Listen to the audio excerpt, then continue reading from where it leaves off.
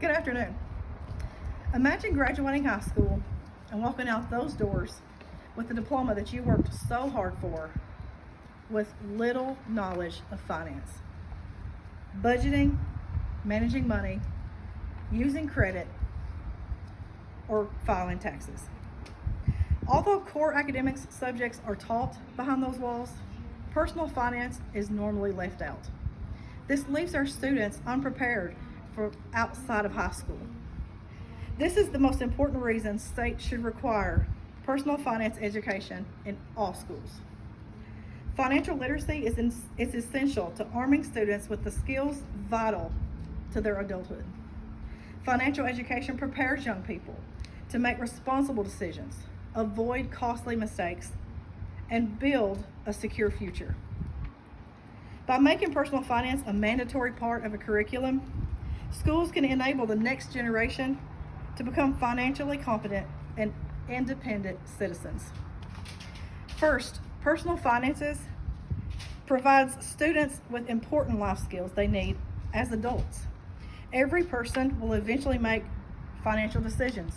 At some point, every student will open a checking account. They'll pay a bill.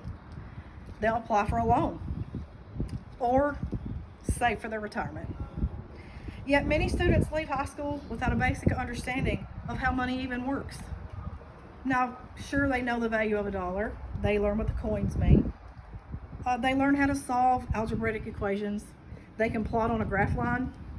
But they may not understand what interest rates are, how they work, or the importance of credit scores or budgeting.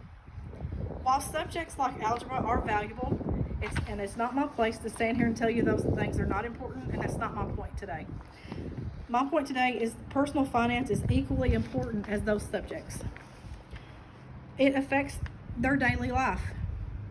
When students are taught how to manage expenses, maintain a savings account, balance a checkbook, it helps them to understand how taxes affect them in the workplace and daily life. They'll gain skills that they'll use for decades.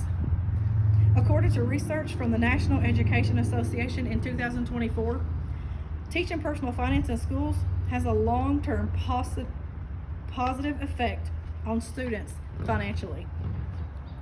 It also helps their behavior economically. I still remember what I learned in business math more than any subject that I have in high school. I was in high school 27 years ago. In my business math class, I managed a simulated checking account. I had a family and I had children. I had deposits and I had withdrawals. It taught me how to use that without making vital mistakes. Unlike some of the formulas that I had in math classes, I have long forgotten. Secondly, teaching personal finance can help students avoid costly mistakes that affect them throughout their life. Many financial problems are preventable when individuals have the information and resources to reach informed decisions. Many adults, especially young adults, who don't have proper financial education, accumulate debt shortly after graduating from high school or college. One major reason is the misuse of credit cards.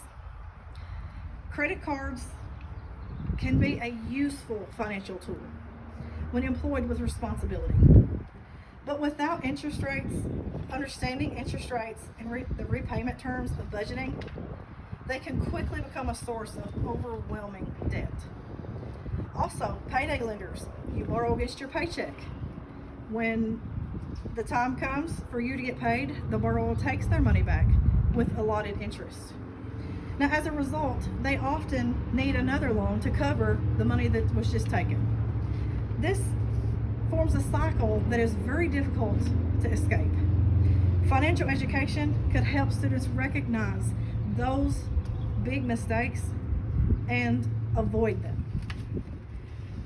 According to the National Governors Association in 2025, financial literacy enables individuals to make well-informed decisions on budgeting, saving, borrowing, investing, and it helps them live within their means while building wealth.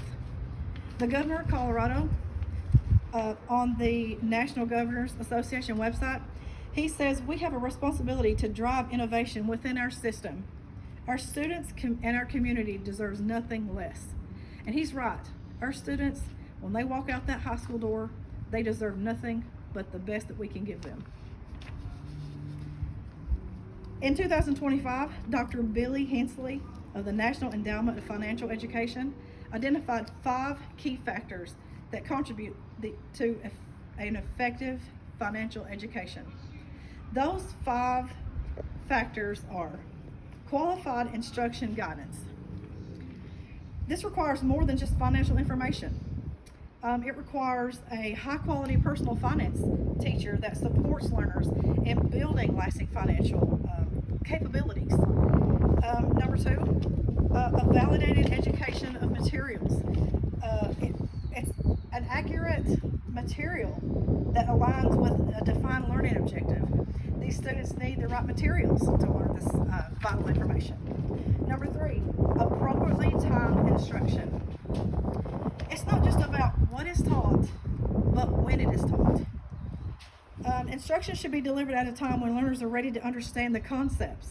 So in high school, when they're ready to learn those concepts, this is the perfect time to teach a student. If you teach an older student, and I'm not saying anything against that, we need all people to have really good knowledge. But teaching too late can reduce the impact and the engagement. Number 4, relevant subject matter. It reflects lived experiences relevant to the individual learner. It can foster greater trust. And number 5, impact evaluation.